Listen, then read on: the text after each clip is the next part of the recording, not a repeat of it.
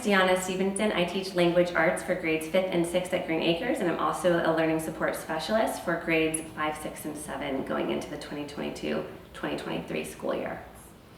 So when it comes to assessments in language arts, I think it's so important to balance formative and summative assessments for each unit that we do. So for example, formative assessments are informal assessments. They're the assessments that you're doing classwork, you're doing homework, you might be doing an exit ticket. They're little checks that I can do and checks for understanding to see where students are and what they might need during a unit. Summative assessments will come at the end of a unit, and those will be the bigger project pieces, the bigger written tasks that we will spend quite a bit of time working on as a way to culminate a unit that we're working towards. So for example, for our unit on the giver, we started out that unit with lots of small journal prompts or little exit tickets on whether or not they could analyze connotations and denotations for certain word choice that Lois Lowry put in her book. Well, we also do a lot of discussions, and one thing we do a lot of in our class is seminar discussions where we are using annotation on certain excerpts or certain chapters or pages of the novel, and then students will come to class after having spent time annotating and then we will partake into a whole class discussion with the emphasis being on citing textual evidence to make a solid claim or argument.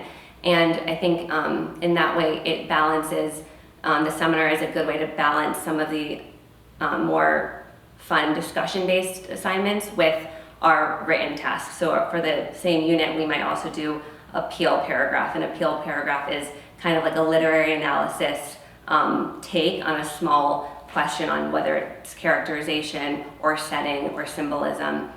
And then at the, in addition to our literary analysis assessments, we'll also do a creative task. So a creative task could be creating a dystopian world that you decide how you want to design an entire world in a dystopian or utopian fashion. Another one we just did on a book called Refugee by Alan Gratz is the students were able to write literary profiles or create podcasts on a person who has immigrated to America. So the students did interviews, they made interview questions, they recorded their interviews, they made transcripts, some made podcasts with music and voiceovers, while some decided to take a more literary approach and kind of mold their interviews into kind of these more poetic pieces with literary devices like similes and metaphors to describe their immigrant's story to America.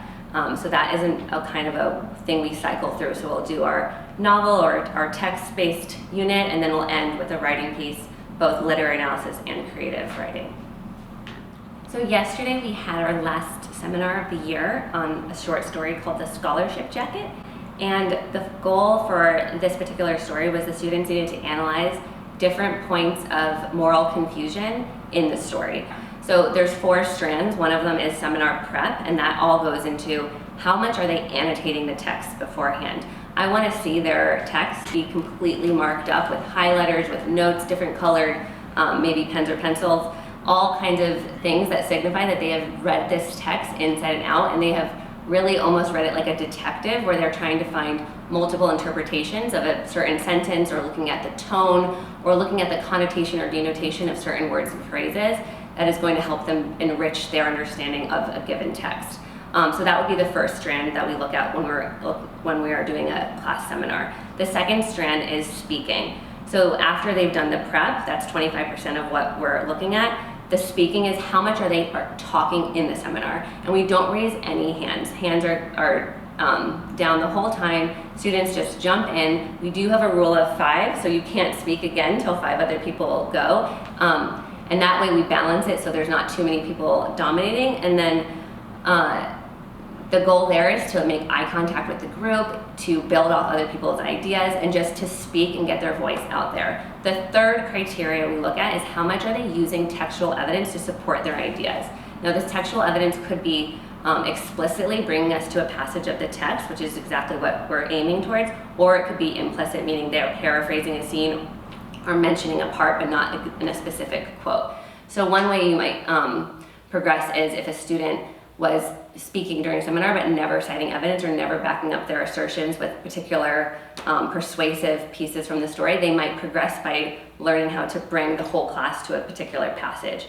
The last strand of the seminar criteria that we're looking at is leadership. So one part of leadership is not necessarily dominating during the seminar, but really trying to help the entire class come to a richer interpretation of a story or a part of a novel.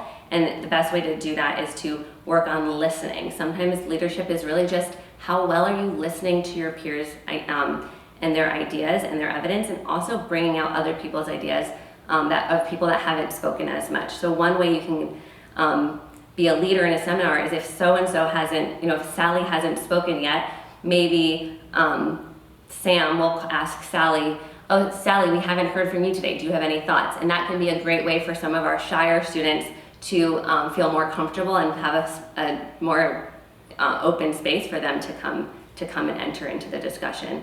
And then the goal is that they are all speaking, they're all using evidence, and they all have multiple chances to speak in the about an hour-long seminar that we have.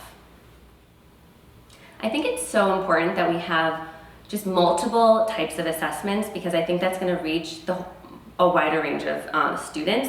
And in that sense, what I'm saying is some students will do very well on a literary essay. Some students might do really well in a class discussion. Some students might do their best on a creative, fictional piece of writing. And I think when you have multiple modes of assessment, you're more likely to reach and excite a wider range of students. And the ultimate goal in English language arts, especially middle school, is just to get these kids loving reading and just loving writing, and also to appreciate how much you can do when you reread a text and when you can read analytically and slowly, because ultimately that will help their reading comprehension, which will set them up long-term in whatever endeavors that they may encounter in their future. So I think it's so important as educators that we consider how we can best reach every single student, and having a wide range of assessment types is a guaranteed way to do that.